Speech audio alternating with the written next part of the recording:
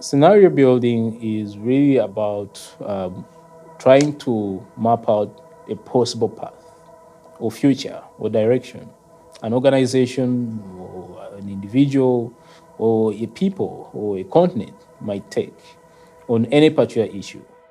In truth, every single person builds scenarios.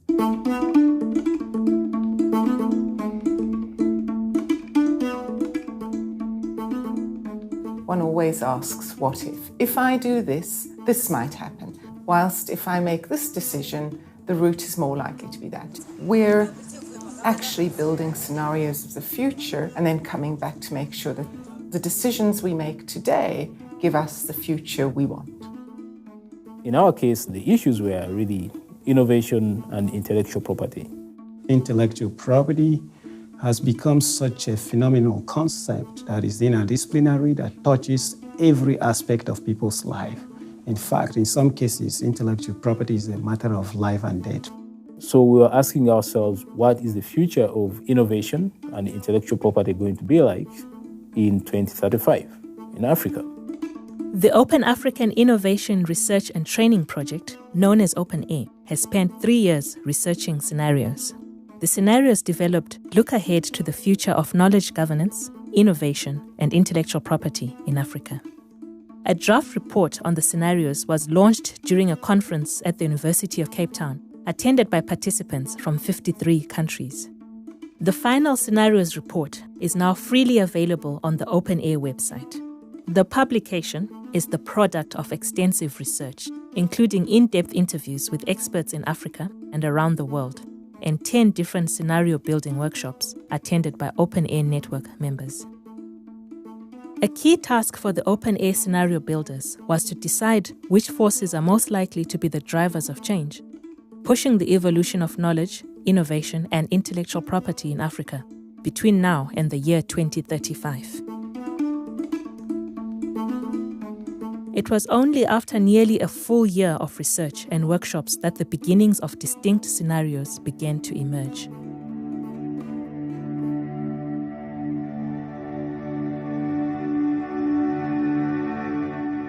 We had about 5 possible scenarios out of almost 20 or 30.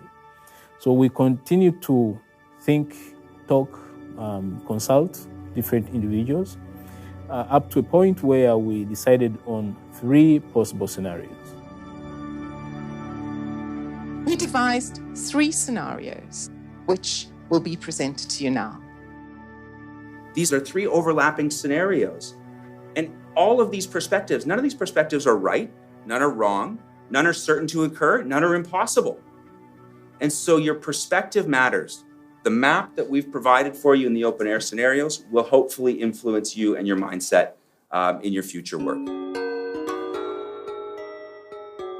My name is Nagla Riz, and I'm working on the wireless engagement scenario. It is a world where appropriate technologies have taken place.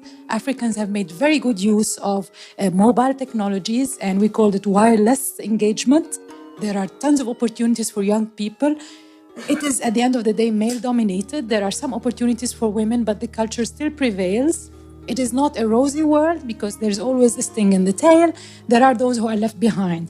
There are those who will not have access to the phone to charge their phones. In case of Egypt, for example, there are high rates of basic read and write literacy, and these will stay in the way of the inclusion that is offered in this scenario. The creation of knowledge and innovation will very much gravitate around formal structures, hierarchical structures, the mix between proprietary and even open licenses and open IP will still work with standards that cater to the global environment. In general, the recommendation of the research would be to keep an eye on the threats. Those who are not able to learn the rules of the game will really fall behind, and there's likely to be a widening gap, not just digitally, but also in income and development in general.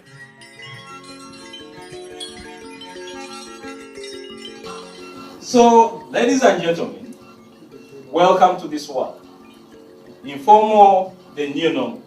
So the World Bank thinks this is the new normal, and it is. It has been for a long time. Only that we decided to ignore it. We hoped it would go away. Only that it's not. The folks in the informal sector don't think about the formal IP systems, IP being intellectual property.